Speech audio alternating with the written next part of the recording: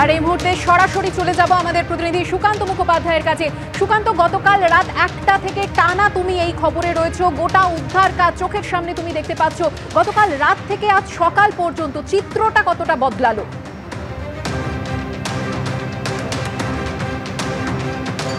দেখো, উদ্ধার কাজের যে গতি তাতে কিন্তু অনেকটা তৎপরতা এসেছে, কারণ রাত্রেবেলাতে দুটো প্রতিবন্ধকতা মূলত ছিল। এক হচ্ছে যে জায়গায় ঘটনাস্থল সেইখানে পৌঁছতে যে সরপিল গলি ছিল এত সংকীর্ণ যে সেখান থেকে কোনো রকম ভারী ইকুইপমেন্ট কিন্তু নিয়ে যাওয়া হচ্ছিল না। রাতেই ক্রেন এসেছে, কিন্তু সেই ক্রেন ঘটনাস্থলে নিয়ে গিয়ে একের পর এক যে সেই চাঙড় তোলা হবে তা সেই ক্রেন যাওয়ার মতন কিন্তু কোনো পরিসর ছিল না। এবং দ্বিতীয়ত সবথেকে গুরুত্বপূর্ণ যে কতটা জায়গা জুড়ে এই দুর্ঘটনাটি ঘটেছে, কোথায় কোথায় মানুষ চাপা পড়ে আছেন তাদেরকে লোকেট করা, তার কারণ হচ্ছে পর্যাপ্ত আলোর অভাব। ফলত এই সংকীর্ণ জায়গা এবং পর্যাপ্ত আলোর অভাবে যে একেবারে উদ্ধার কাজ প্রথম দিকে অনেকটা স্লথ গতিতে এগোচ্ছিল বা কম গতিতে এগোচ্ছিল, সেটা কিন্তু আজকে ভোরের আলো ফোটার পরে অনেকটা দ্রুত গতিতে হয়। রাত্রি 3টে নাগাদ আমরা দেখলাম এনডিআরএফ কাজ করা শুরু করলো এবং অত্যাধুনিক যন্ত্র দিয়ে তারা কিন্তু একের পর এক কংক্রিট ভাঙা এবং সেগুলোকে বার করার চেষ্টা করছেন। তবে সবটাই কিন্তু তারা যেটা করার চেষ্টা করছেন যে গ্যাস কাটার দিয়ে, অত্যাধুনিক গ্যাস কাটার দিয়ে সেই দিয়ে তারা কিন্তু ভাঙার চেষ্টা করছেন সেই স্ল্যাব এবং একের পর এক তা কিন্তু বার করার চেষ্টা করছেন। তবে এক্ষেত্রে তাদের কিন্তু মাথায় রাখতে হচ্ছে যাতে কোনো রকম দুর্ঘটনা না ঘটে, তার কারণ এই যে G+5 যে বিল্ডিং যেটা এল প্যাটার্নের, সেটা কিন্তু পুরোপুরি ধসে গিয়েছে। ফলত কোথায় পা দিলে আরও বড় দুর্ঘটনা ঘটে যাবে না, যারা উদ্ধার করছে তারাই দুর্ঘটনা কবলে পড়ে যাবে না, সেটাও তাদেরকে কিন্তু মাথায় রাখতে হচ্ছে। এবং একের পর এক উদ্ধার কাজ চলছে।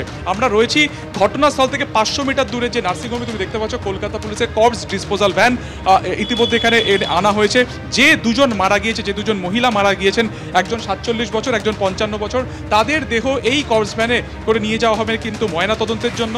এবং প্রাথমিকভাবে যাদেরকে উদ্ধার করা হচ্ছে প্রত্যেকে কিন্তু এই হাসপাতালেই আনা হয়েছে। এই হাসপাতালে এখনো পর্যন্ত প্রায় 10 জন ভর্তি রয়েছে, যার মধ্যে 6 জন তারা কিন্তু আইসিইউতে আছে। এই 6 জনের মধ্যে 2 জন কিন্তু নাবালক রয়েছে, যার মধ্যে একজনের বয়স 6, একজনের বয়স কিন্তু 10 বছর। ফলত এই নার্সিংহোমে আনার পরে কয়েকজনকে এসএসকেমও ট্রান্সফার করা হয়েছে।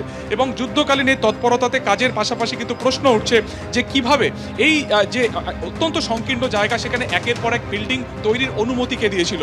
যারা স্থানীয় বাসিন্দা তাদের বক্তব্য যে বেশ কয়েক বছর আগেও এখানে কিন্তু জলাভূমি ছিল। তাহলে সেক্ষেত্রে জলাভূমিকে বোঝানোর ক্ষেত্রে এই যে নির্মাণ কাজ করা হচ্ছে সেই প্রমোটারের কি আদৌ কোনো পারমিশন ছিল কেএমসি বা কলকাতা পুরসভার? স্থানীয় বাসিন্দাদের বক্তব্য, তারা বারবার প্রশাসনের কাছে তদবির করেছেন।